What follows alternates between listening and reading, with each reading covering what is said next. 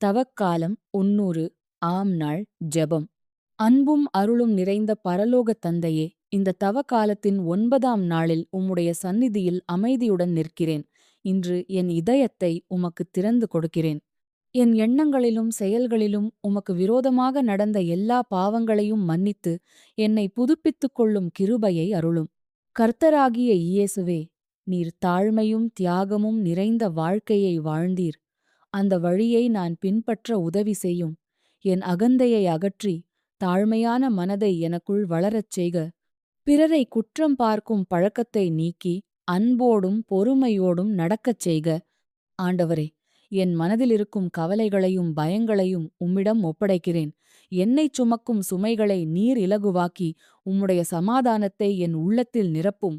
சோதனைகள் வரும் வேளையில் உறுதியான விசுவாசத்துடன் நிலைத்து நிற்கும் வலிமையை அருளும். பரிசுத்த ஆவியே, என் உள்ளத்தை வழிநடத்தி உண்மை மற்றும் நீதியின் பாதையில் நடத்தும்.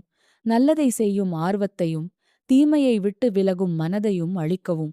என் குடும்பம், நண்பர்கள் மற்றும் துன்பத்தில் இருக்கும் அனைவருக்கும் உமது அருளையும் பாதுகாப்பையும் வழங்கும். இந்த தவக்காலத்தில் ஜெபம், நோன்பு, தானம் ஆகியவற்றில் விசுவாசமாக நிலைத்து உமக்கு அருகில் வர உதவி செய்யும்.